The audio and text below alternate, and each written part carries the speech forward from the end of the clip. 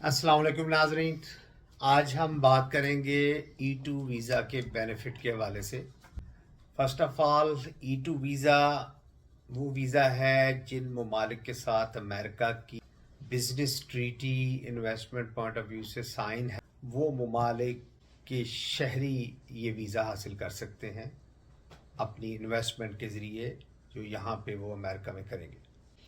इसमें सबसे इम्पोर्टेंट चीज़ ये है कि ये वीज़ा, इसकी कोई लिमिट नहीं है, नंबर ऑफ़ वीज़ाज़ की कोई लिमिट नहीं है, ये अनलिमिटेड है, क्योंकि ये एक स्पेशल क्लास है वीज़े की जिसमें इन्वेस्टमेंट इन्वॉल्व होती है। तो उसमें इन्होंने इसमें कोई लिमिट नहीं रखी कि आप कितने वीज़े इशू करेंगे सालाना विदाउट एनी लिमिट। किसी भी कंट्री से जो आपका E2 वीज़ा ट्रीटी साइन है वो लोग इसमें शामिल हो सकते हैं। दूसरी चीज़ ये है कि इसमें जब आपको ये वीज़ा मिलेगा, ये पूरा फैमिली का वीज़ा मिलेगा और आपकी पूरी फैमिली इस वीज़े में, आपके बच्चे, आपकी स्पाउस यहाँ पे शिफ्ट हो सकते हैं। ये एक बहुत अच्छा लॉन्चिंग प्रोग्राम है उन लोगों के लिए जो कि स्मॉल इन्वेस्टमेंट से अमेरिका में आना चाहते हैं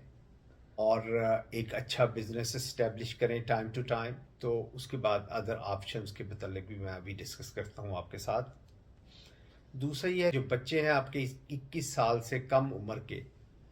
वो आपके साथ आएंगे, वो यहाँ पे एजुकेशन हासिल कर सकते हैं। आपकी स्पाउस जो है उसको वर्क परमिट ऑथराइज होगा, वो यहाँ पे काम भी कर सकती हैं।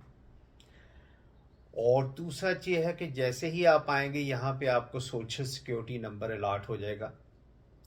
जिसके तहत आप यहाँ पे अपना क्रेडिट बिल्टअप कर सकते हैं, प्रॉपर्टीज़ ख़रीद सकते हैं, अपने अकाउंट्स वगैरह खोल सकते हैं, और दूसरा जो इन फ्यूचर में लोन्स वगैरह बिज़नेस के हवाले से वो भी आप हासिल कर सकते हैं। इस वीज़े की जो लिमिट है वो मुख्तलिफ मुल्कों के साथ जो इनकी ट्रीटी साइन है अमेरिका की,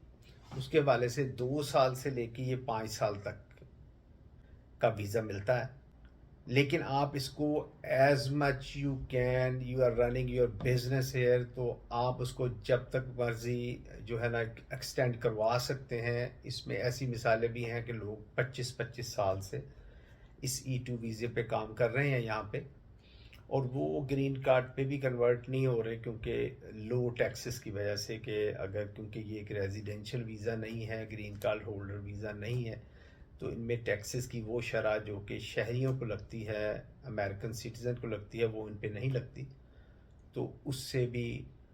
आपको जो है काफ़ी फ़ायदा होगा इसका। और दूसरी ये है कि ये रिस्ट्रिक्टेड वीज़ा नहीं है, जिस तरह के ग्रीन कार्ड का वीज़ा रिस्ट्रिक्टेड होता है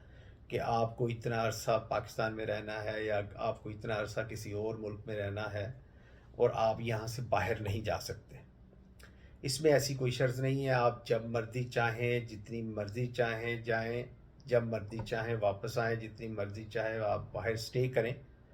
तो इसमें कोई रिस्ट्रिक्शन नहीं है कि बच्चे जो हैं जब जैसे ही बड़े होते हैं वो स्टूडेंट वीज़े पे भी अपने आप को ट्रांसफ़र कर सकते हैं। और इसका दूसरा सबसे बड़ा फ़ायदा ये है कि इसकी टाइम पीरियड जो है प्रोसेसिंग का as compare to other visas वो बहुत कम है, क्योंकि ये एक स्पेशल इन्वेस्टमेंट वीज़ा है और लोग इसमें इन्वेस्टमेंट अपनी अमेरिका में लेके आ रहे हैं। तो ये नॉर्मली मुख्तलिफ ममालिक के हवाले से 15 डेज़ 30 डेज़ से लेके तकरीबन 90 डेज़ के अंदर इसका प्रोसेस मुकम्मल हो जाता है जब भी आप एप्लीकेशन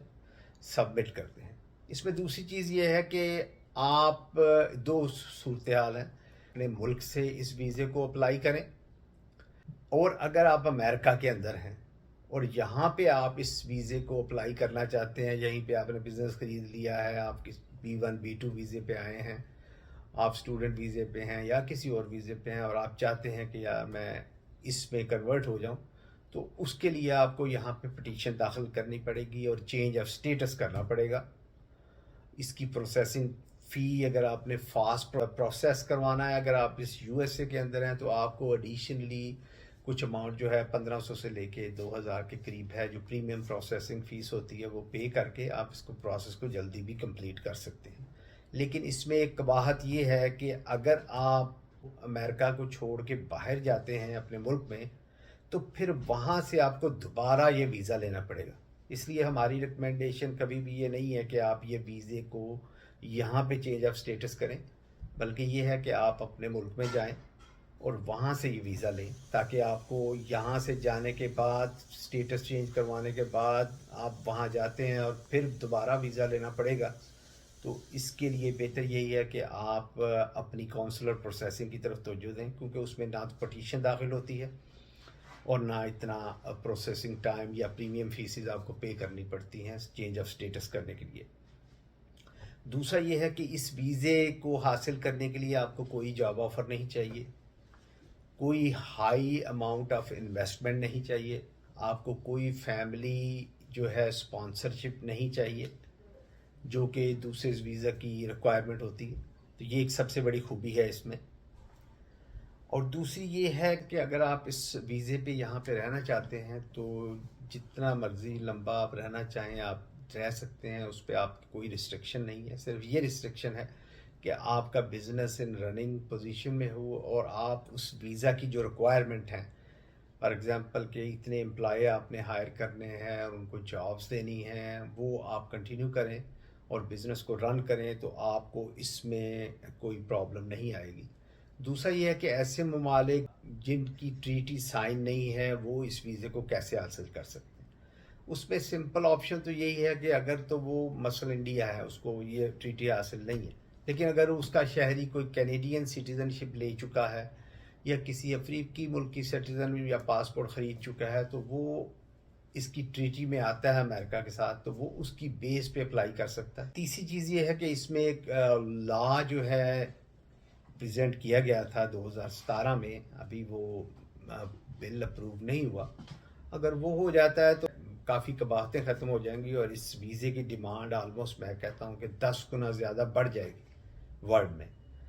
اس میں سب سے پہلا تو یہ شک تھی کہ جو لوگ اس ویزے پہ بزنس کر رہے ہیں 10 سال سے، ان کو گرین کارڈ کی آپشن دی جائے۔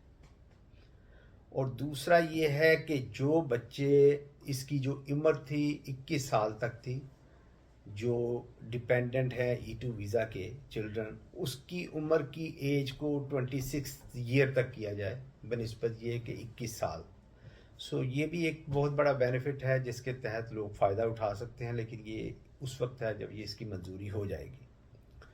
تو اس سن 2023 کے اندر جو امپروومنٹ ہوئی ہے وہ یہ ہے کہ ایک اور ملک پرتگیز جو ہے وہ اس E2 ٹریٹی میں شامل ہو گیا۔ میں نے کوشش کی ہے کہ تمام بینیفٹ جو اس وقت E2 کے حوالے سے لوگوں کو حاصل ہیں، اس حوالے سے اگر آپ کو کوئی مزید انفارمیشن چاہیے پلیز مجھے آپ رابطہ کریں اور مجھے ای میل کریں یا واٹس ایپ نمبر پہ ٹیکسٹ کریں،